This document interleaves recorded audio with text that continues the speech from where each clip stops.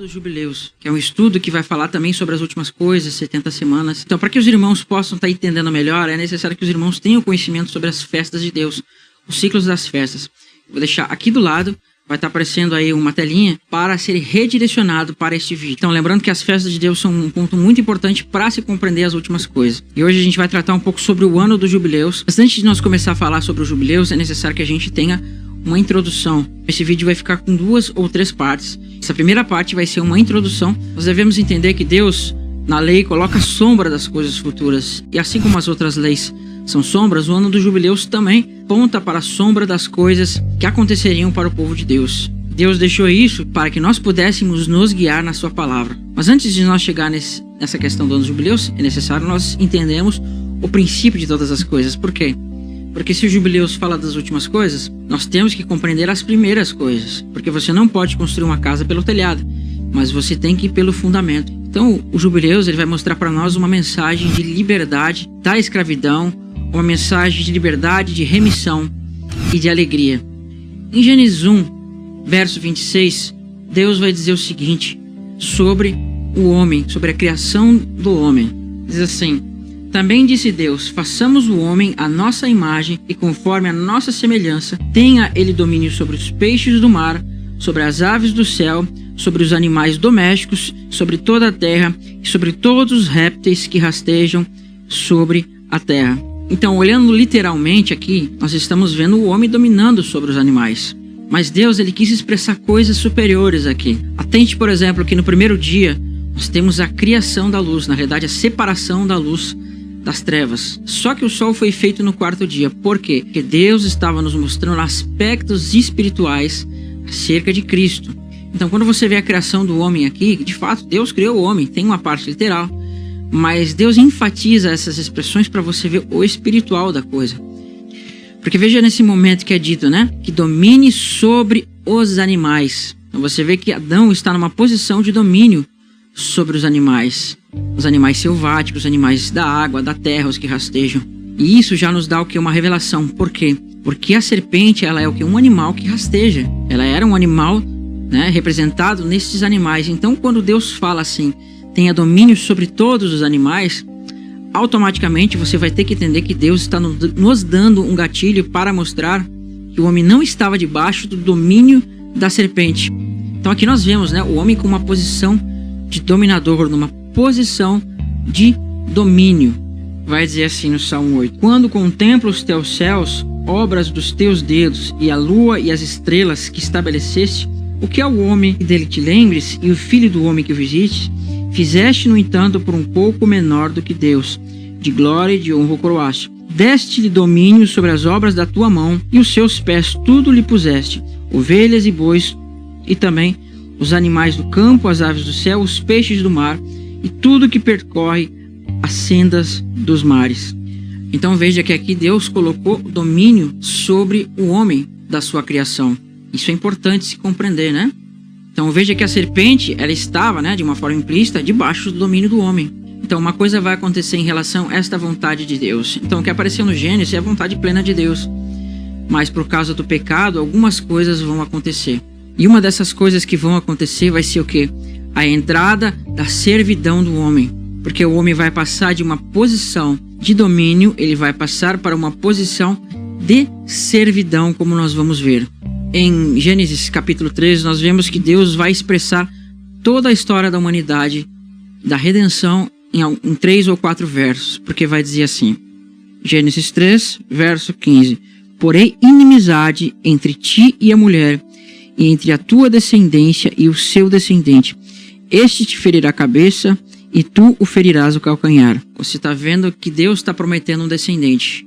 É um ponto. E um segundo ponto que nós vamos ver aqui que você vai ver é entrando a história da queda do homem, que diz assim: e Adão disse, visto que atendestes à voz da tua mulher, e comestes da árvore que eu te ordenara que não comesses, maldita é a terra por tua causa, em fadigas obterás teu sustento durante os dias da tua vida. Ela produzirá também cardos e abrolhos, e tu comerás a erva do campo.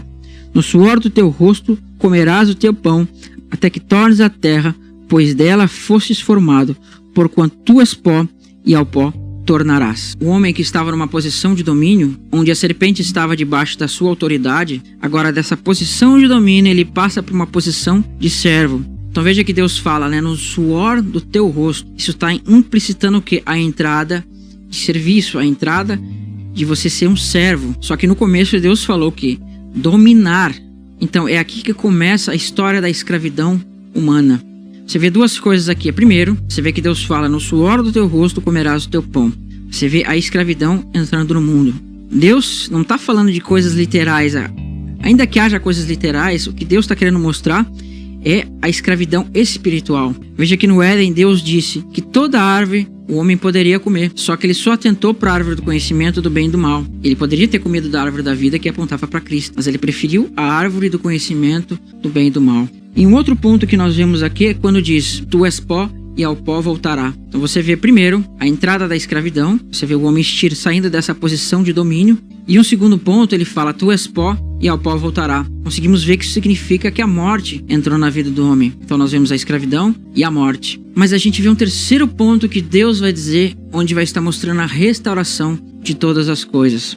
Porém, inimizade entre ti e a mulher, e entre a tua descendência e o seu descendente. Este te ferirá a cabeça, e tu lhe ferirás o calcanhar. Aqui a gente está vendo uma revelação da profecia. Essa profecia vai ser expandida lá em Apocalipse 12, onde você vai ver uma mulher que está sofrendo para dar à luz. E nasce um homem, um filho varão, que vai reger todas as nações. Então esse filho que está aparecendo aqui, esse descendente, é propriamente dito o Messias. Então nós vemos a entrada da servidão, a entrada da morte e da restauração de todas as coisas. Ainda que o homem estivesse debaixo da servidão, nós vemos que Deus está mostrando que um dia a serpente ficaria debaixo dos pés do descendente dessa mulher. Porque ele diz assim, né? Que este descendente pisará a cabeça da serpente. Você consegue ver como implicitamente está apontando essa serpente estando debaixo dos pés de Cristo, ou seja, debaixo do seu domínio. Porque essa expressão debaixo dos pés na Bíblia, ela implícita o quê? A domínio, a autoridade.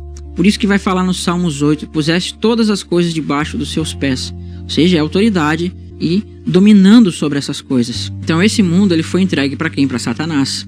Esse mundo está debaixo da autoridade de Satanás. Quando você olhar para Apocalipse, você vai ver que o dragão ele tem 7 cabeças. E essas 7 cabeças apontam para o quê? Para a autoridade do diabo, que está apontando para os reinos. Por isso que nós vamos ver que quando a besta se levanta, ela vai ter também 7 cabeças, porque ela recebe a autoridade. E você vê que aqui aparece, né, que o descendente da mulher vai ferir a cabeça da serpente e vai ferir o seu descendente. Vai colocar inimizade entre o descendente da mulher e o descendente da serpente. Então são 2 descendentes. Agora é importante nós vermos que a autoridade sobre esse mundo vai ser entregue para Satanás.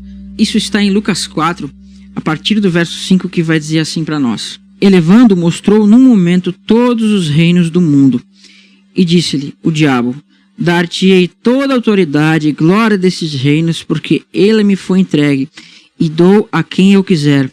Portanto, se prostrado me adorares, toda será tua.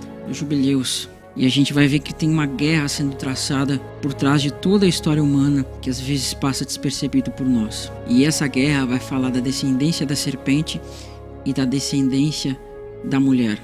Nós vamos ler um texto que está em Gênesis 3, a partir do verso 15, que vai dizer assim: porém inimizade entre ti e a mulher, entre a tua descendência e o seu descendente. Este te ferirá a cabeça, e tu lhe ferirás o calcanhar. Veja que Deus está falando da descendência da mulher e da descendência da serpente. Então aqui no princípio Deus está começando a mostrar as coisas que se revelariam e apontariam para o futuro. É claro que essa profecia ela vai estar tratando de quem? Do Filho de Deus que se manifestaria. Porém Deus vai colocar partes do caráter do Filho de Deus em personagens que se levantariam no futuro. E também ele colocaria traços, né, da personalidade, do caráter do filho da serpente em outros personagens. Nós vemos aqui no início que 2 personagens vão se manifestar, Caim e Abel. Então preste atenção, porque Adão e Eva eles estavam numa posição de domínio, como nós vimos no vídeo passado, e essa posição de domínio foi tirada quando o homem pecou. Quando diz assim, no suor do teu rosto comerás o teu pão. Então atente para essa frase, no suor do teu rosto comerás o teu pão. Por que atente para essa expressão, no suor do teu rosto? Porque veja dele comer o pão E o pão é feito do trigo, né? A terra ia estar dando cardos e abrolhos. Então ele ia ter que tirar o trigo com muito suor do meio desses cardos e abrolhos para se fazer o pão.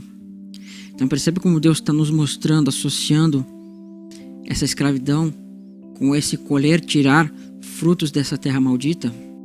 Então o que nós vemos? Que a terra foi amaldiçoada, como vai dizer assim para nós no verso 17. E Adão disse: visto que atendestes à voz da tua mulher e comeste da árvore que eu te ordenara que não comesses, maldita é a terra por tua causa, e em fadigas obterás dela o teu sustento durante os dias da tua vida. Preste atenção na expressão maldita. Essa expressão maldita Deus não botou para bonita ali, mas ele colocou para que você linkasse com a serpente, que vai receber a seguinte expressão. Verso 14. Então o Senhor Deus disse à serpente: visto que isto fizeste, maldita és entre todos os animais domésticos, e és entre todos os animais selváticos, rastejarás sobre o teu ventre, e comerás o pó da terra todos os dias da tua vida. Agora perceba uma revelação tremenda que Deus está nos dando aqui. Porque a serpente, você pegar e estudar qualquer serpente, ela não se alimenta do pó. Mas a serpente, ela se alimenta de outros animais. Ela não come pó. Então quando Deus fala essa expressão do pó da terra te alimentarás, Deus tem coisas mais sublimes para mostrar para nós aqui. Então veja que a terra se tornou maldita e a serpente também é maldita. Então Deus está fazendo uma ligação de contexto entre a serpente e a terra para mostrar que a terra está debaixo do que? Da maldição da serpente. Diz assim no verso 19: no suor do teu rosto comerás o teu pão, até que tornes a terra, pois dela fostes formado, porque tu és pó e ao pó tornarás.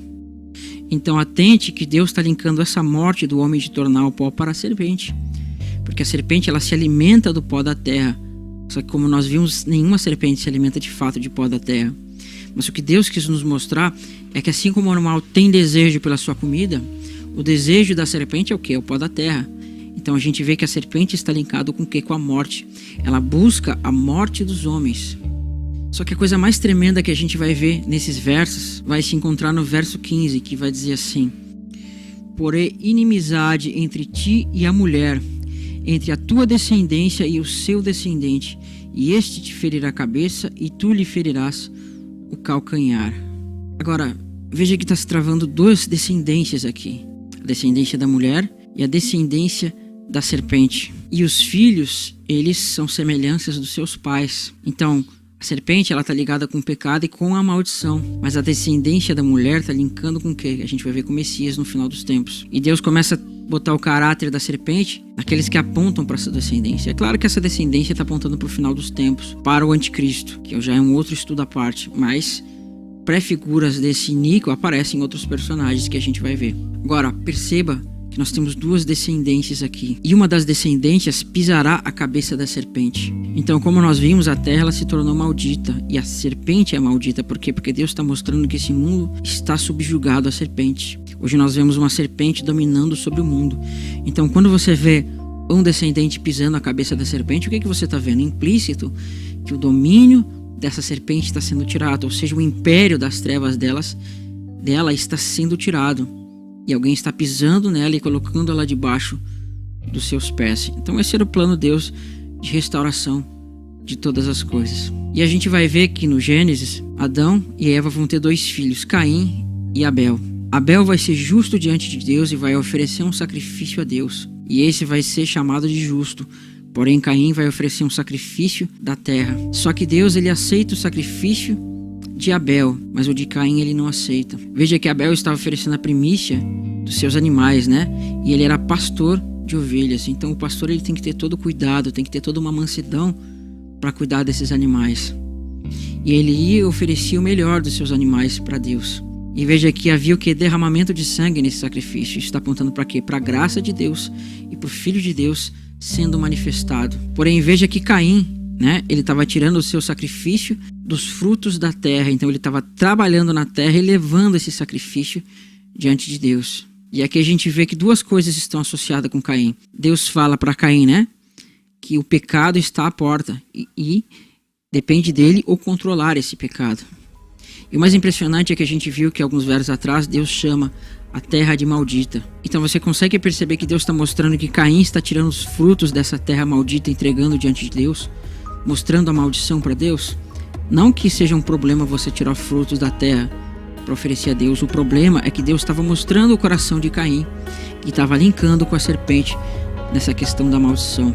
Então veja, a serpente é maldita, a terra é maldita e Caim estava entregando diante de Deus, né, cereais e frutos que estava apontando sendo tirado dessa terra maldita. Então Caim estava linkando com o que? Com a maldição. Então a serpente, olhando de uma forma literal a profecia que Deus deu para Adão, Eva e para a serpente, ele entendeu que o descendente da mulher seria Abel, porque de fato, né, Abel ele estava manifestando o caráter do descendente da mulher. Então Abel, sendo justo, oferecendo um sacrifício de justiça diante de Deus, agradou a Deus.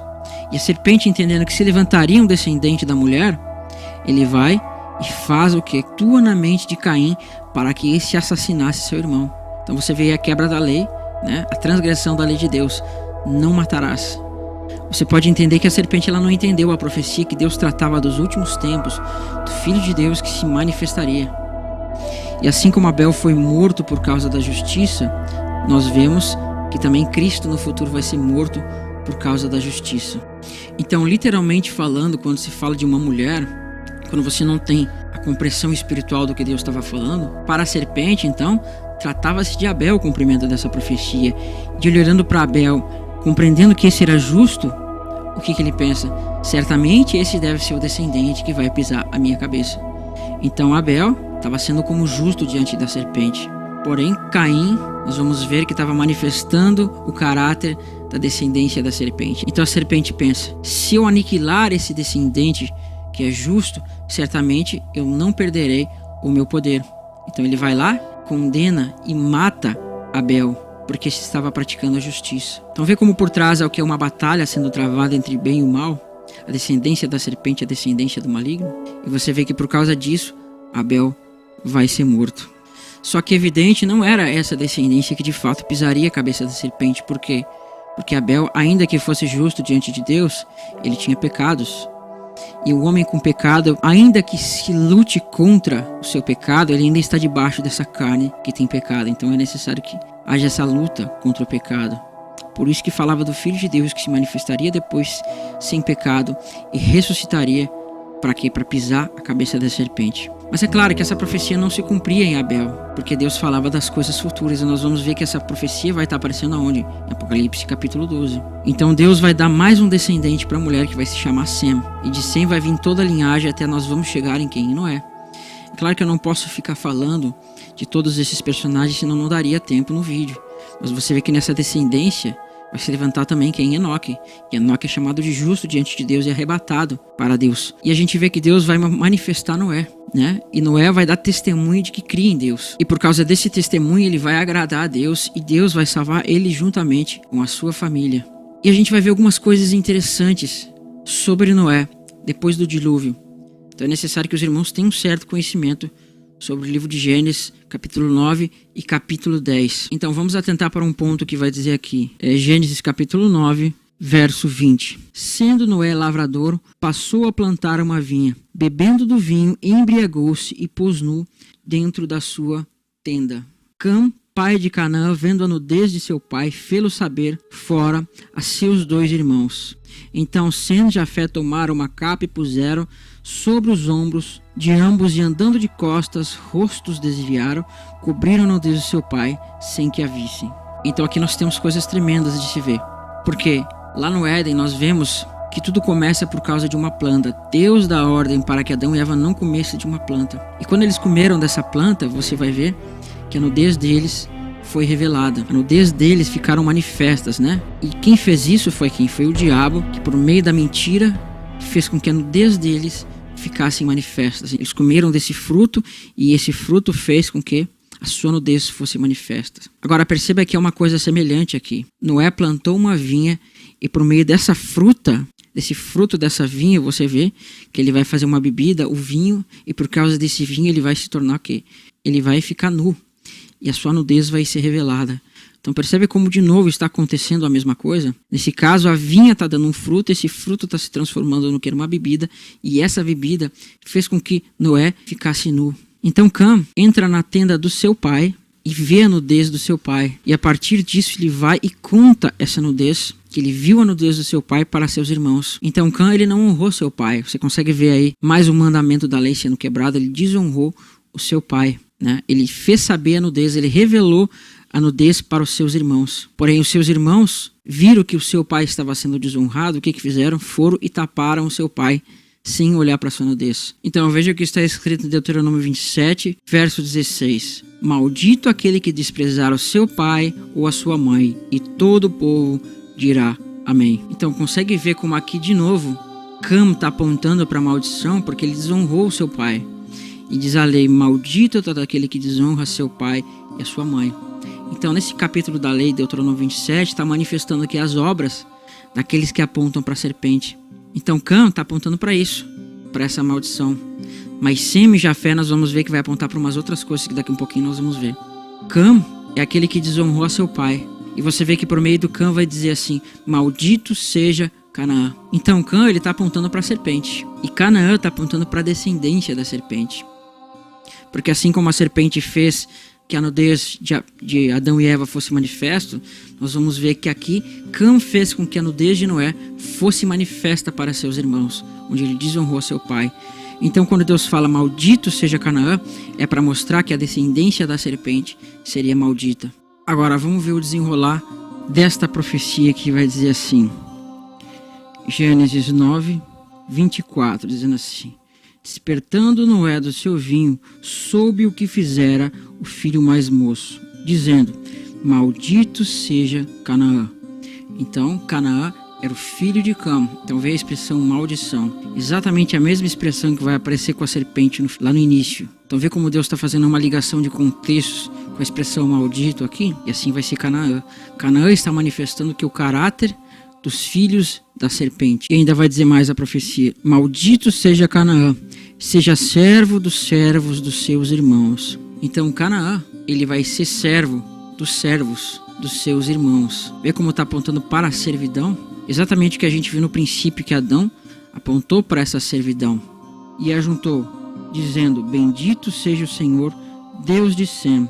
Canaã lhe seja servo, engrandeça Deus a Jafé, e habite ele nas tendas de Sem, e Canaã lhe seja servo. Então veja que Canaã e Cam estão apontando para a servidão. E essas mesmas alegorias vão estar apontando para quem? Para Ismael, que também vai ser filho da serva, apontando para a servidão. E depois nós vamos ver que Esaú, chamado de Edom, também vai ser servo de Jacó, quando diz que o maior servirá ao menor. Então você consegue perceber que Deus está mostrando uma alegoria das mesmas coisas aqui. Nós vamos chegar um pouquinho depois a falar de Esaú e falar de Ismael. Mas o importante entender é que a servidão agora caiu sobre Cam e sobre os seus descendentes. E um dos filhos de Cam vai ser quem? Mitzraim. Mitzraim foi traduzido na nossa Bíblia como os egípcios. Então os egípcios, eles vão ser filhos de Cam. Só que aqui a gente vê que tem aspectos espirituais. Por quê? Porque nós vamos ver que Cam nunca serviu a Israel, ainda que de forma esporádica, em alguns pontos, quando Israel tomou a terra prometida. O que Deus estava falando aqui não era de coisas literais, mas era de coisas espirituais. Porque a gente vê que vai dizer assim: bendito seja o Deus de Sem. E depois fala que Deus engrandeça a Jafé, e Jafé adentre as tendas de Sem. E esses dominariam sobre Canaã. Só que a gente não vê isso acontecer. Jafé e Sem nunca dominaram sobre Cam ou sobre Canaã. Mas o que Deus estava mostrando aqui eram coisas futuras, eram coisas superiores, que é tratar também dos últimos tempos. Agora preste atenção nessa expressão: bendito seja o Senhor, Deus de Sem. Canaã lhe seja servo, e engrandeça a Deus a Jafé, e habite ele nas suas tendas, nas tendas de Sem. Você tem uma figura aqui, onde Sem vai ter um Deus, que é o Senhor dos exércitos, e Jafé vai ser expandido. Só que essa expressão expandido, no original hebraico, ela tem dois significados: tanto expandido, alargado, quanto enganado ou seduzido. Então Jafé, ele seria seduzido, porém ele entraria nas tendas de Sem, E quando ele adentrasse as tendas de Sem, ele ia ser abençoado juntamente com Sem. Por quê? Porque Sem crê no Deus Todo-Poderoso. E se ele crê no Deus Todo-Poderoso, ele é bendito. Então, quando Jafé adentra as tendas de Sem, o que está mostrando? Você está vendo ele crendo no mesmo Deus. Porque nós vamos ver ali que quando fala de Jafé, no verso capítulo 10, diz que Jafé vai se tornar o que? A ilha das nações, ou seja, apontando para que ele vai se expandir e se tornar como nações. Então, quando Deus falava que Jafé adentre as tendas de Sem, que Sem crê no Deus único, era porque esses gentios, Jafé apontando para esses gentios que iam ser alargados, essa nação, esse povo que ia crescer, né? Que depois de ser enganado, ele ia adentrar nas tendas de Sem, porque ele creria no Deus de Sem. Por isso que Sem é bendito. Então, esse adentrar nas tendas de Sem significa o quê? Os gentios se convertendo e crendo em Cristo. E essa tenda que está aparecendo de Sem é a habitação de Cristo. Quando fala de Sem aqui, é o descendente de Abraão. Porque assim como todas as nações da terra vão ser abençoadas na descendência de Abraão, aqui você vai ver que também as nações vão ser abençoadas aonde? Sem. Então você vê que é uma mesma profecia falada por um outro ângulo. Então essa tenda você vai ver que está apontando para quê? Para Nova Jerusalém. Está apontando para as coisas celestiais de Deus. É por isso que nós vamos ver que a última festa é a festa das cabanas. É por isso que nós vamos ver em Apocalipse, eis o tabernáculo de Deus com o homem. Então Deus está mostrando Jafé, apontando para as nações, se alargando, se transformando em nações, ilha das nações. E agora vai ter o direito de adentrar as tendas de Sem. Por quê? Porque creu. Então olha a revelação que Deus está nos dando aqui. Então Sem aponta para a bênção. Canaã aponta para a maldição, assim como Cã. De Cã vai vir o Egito, vai vir os filisteus, vai vir os árabes e por aí vai. Esses estão apontando para quê? Para a escravidão. Por isso que em Gálatas 4, capítulo 21, Paulo vai chamar Agar de egípcia, que é escrava. Então isso não tá para bonito lá, mas Deus está mostrando que ali está linkando com Cã, né? Ismael, Cã, Edom. E uma coisa importante a se notar aqui, assim como no início nós vemos que a serpente quis dar um jeito de burlar a profecia de Deus, ele vai fazer a mesma coisa nesse ponto. Porque nós vimos que a bênção está sobre Sem. E Jafé, sendo alargado como nações, vai adentrar as tendas de Sem e vai ser abençoado e vai dominar juntamente com ele sobre os cananeus. Então, o diabo, compreendendo que os cananeus e Cã estavam apontando para sua descendência, o que ele vai fazer? O que ele pensa? Que se é de Sem que vai se manifestar o descendente, logo ele precisa escravizar o descendente de Noé, que é Sem, que está apontando para a descendência da mulher. Porque se não se cumpriu Abel e não se cumpriu em toda aquela descendência que passou até Noé, logo a descendência, sabe ele que vai se manifestar da onde? De Sem. E Sem vai abençoar as nações. Então você vê que ali Deus fala, né, para as nações, os filhos de Noé, se espalharem pelo mundo. Depois você vai ver no capítulo 9 que Deus vai mandar eles se espalharem pela terra, né? Eu não vou ler aqui por causa do tempo, porque eu tenho que estar trocando de cartão toda hora, então o tempo realmente é curto. E a gente vê que Deus manda espalhar e falou o quê? Que Sem dominaria sobre Canaã. Então a serpente, entendendo que Canaã falava da sua descendência, o que ele faz? Ele levanta de um dos filhos de Cã, ele vai levantar a Nimrod. E Nimrod vai edificar o seu reino, a Síria. E por meio da Síria, depois ele vai passar e vai edificar a Babilônia. E na Babilônia nós vamos ver que vai ser estabelecido um reino, onde vai ser edificada a Torre de Babel. Então, primeiro, Deus manda os filhos dos homens se espalhar. E se você ler no capítulo 11, você vai ver que a Torre de Babel falou que os homens se ajuntaram com o mesmo propósito para edificar aquela torre. Então o que nós estamos vendo aqui? Que Nimrod estava escravizando os homens, ele queria montar um império para dominar sobre os filhos de Sem. E aquela torre estava sendo edificada por os filhos de Cã, Sem e Jafé. É claro que essa expressão Cã, Sem e Jafé não quer dizer uma coisa literal, mas aponta para coisas espirituais, para coisas que Deus mostrava sobre o futuro, sobre a restauração de todas as coisas e sobre o Messias.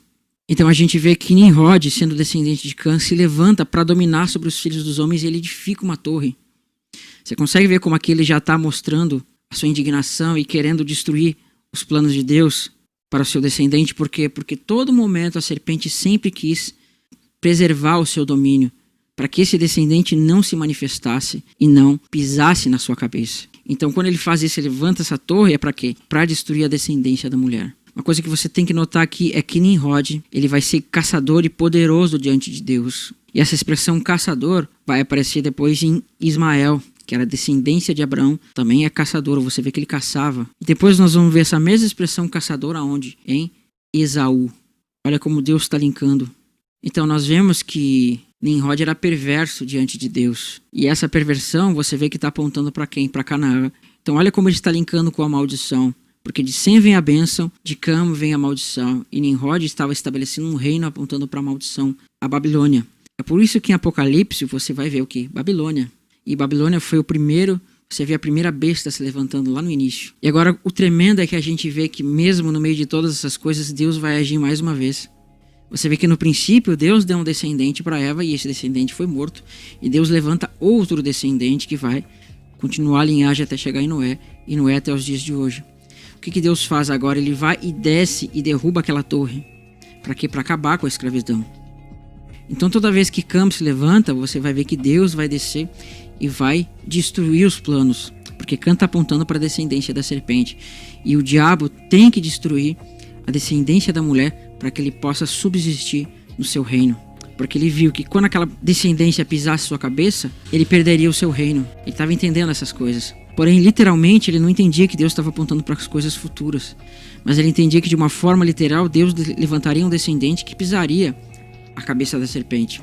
Então Deus vai descer e vai destruir os propósitos desses homens, né? Salvando o seu povo mais uma vez. Então perceba que Cam está apontando para a servidão. E essa servidão, você vê também que aponta o caráter desses homens. Eles eram perversos. Então Deus falou, maldito seja Canaã por meio de Noé. E por meio dessa profecia, Deus não estava falando de coisas literais necessariamente, mas de coisas futuras. E você vê que agora esses planos são desfeitos de Nimrod, onde Deus destrói essa torre. Você vê que aqui tem duas coisas, né? Você vê primeiro que Deus fala de uma tenda de Sem, onde Jafé seria abençoado. E o que a serpente faz por meio de Cam? Ele levanta Nimrod, Nimrod vai fazer um edifício. Enquanto você tem a tenda de Sem, você vai ter o edifício de Cam, que é a Babilônia. Olha como a serpente já quis fazer uma imitação. Aqui você tem a tenda de Sem, agora você tem o edifício de Cam. Então, é a tenda de Cam e a tenda de Sem, vamos colocar dessa forma. E a gente vai ver que agora os planos de Nimrod foram desfeitos, né? Os planos da serpente foram desfeitos por meio de Deus. E Deus vai continuar revelando mais essa profecia. Ele vai continuar revelando mais essa profecia por meio de Abraão. Por que por meio de Abraão? Porque nós vemos que Sem é aquele que crê, onde Jafé adentraria nas suas tendas porque vai crer. Agora vai dizer o seguinte assim: na tua descendência serão abençoadas todas as nações da terra. Então consegue ver como é a mesma profecia por um outro ângulo, assim como na descendência de Sem, em Sem serem abençoadas as nações.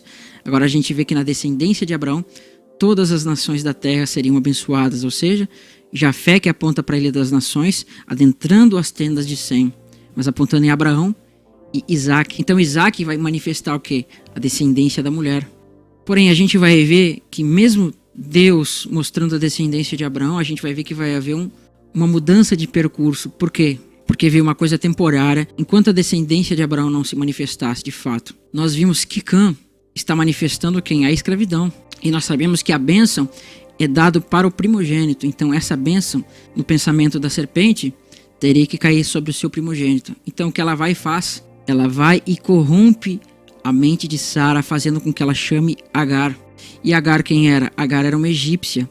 Você consegue ver como Agar está nos linkando com Cam mais uma vez? Porque a serpente provavelmente pensou: se eu der para Abraão um primogênito da descendência de Cam, que aponta para a maldição, certamente eu tomarei o domínio por meio desse homem. Porque ele era Cam, e Cam apontava para a descendência da serpente. E se Cam, por meio de Ismael, for o primogênito, logo a bênção da primogenitura vai cair sobre quem? Sobre Ismael. Só que quando Deus falou a promessa não foi feita para um descendente de Cam por meio de Agar, mas foi feita para Sem por meio de Sara em Abraão. Por isso que a escritura vai dizer: lança fora a escrava, porque não será ela nem seu filho que herdarão com o meu filho. Então Deus tinha em mente o descendente da promessa que ele prometeu a Abraão, não aquela que veio de uma forma normal por Agar.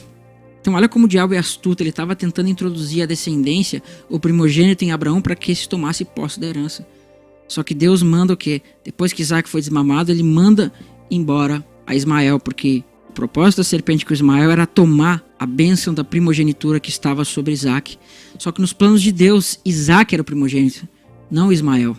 Então olha como desde o princípio o diabo vem manifestando o seu desejo de tomar a descendência e a bênção e o que mais? O reino. Então Ismael vai ser mandado pro deserto. Quando você olhar para o dia da expiação, o último ponto do dia da expiação era quando o sumo sacerdote saía do Santo dos Santos. O que vai acontecer? Um bode vai ser levado para o deserto. Então isso tem revelações para nós. E você vai ver que assim como Ismael foi para o deserto, nós vamos ver que a maldição que caiu sobre Esaú dizia que ele ia habitar onde? Nas terras que não eram férteis, onde não havia chuva, no deserto.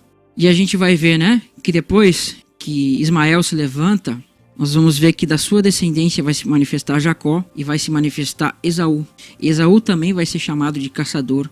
Só que Esaú vai o que? Profanar a sua primogenitura. Porque ele não atentava para ela, porque ela falava de coisas espirituais e ele era carnal. Por isso ele não pôde atentar para essa primogenitura.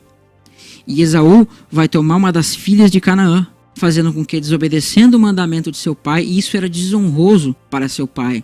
Você consegue ver como ele está desonrando a Isaac? Porque Isaac, assim como Abraão escolheu a esposa dentre a sua parentela que não era das filhas de Canaã, Esaú desonrou a seu pai, tomando das filhas de Canaã, quebrando que é o mandamento: honrarás teu pai e tua mãe. E depois nós vamos ver que Esaú vai se unir com Ismael por meio de casamento. Isso está em Gênesis 28. Por meio de um casamento ele vai tomar uma das filhas de Ismael. Então você vê uma ligação de Ismael com Esaú, formando uma aliança. Então nós vamos ver depois disso, passando-se mais um tempo, de Jacó vão se levantar 12 tribos. E é claro que a serpente sabia que seria dessas 12 tribos que se levantaria aquele que pisaria a sua cabeça. Então o que ela faz? Por meio de Cã, os egípcios vão escravizar a descendência de Sem. E passando-se alguns anos, nós vamos ver que mais uma vez Deus vai descer e vai libertar a descendência de Sem do cativeiro, da escravidão.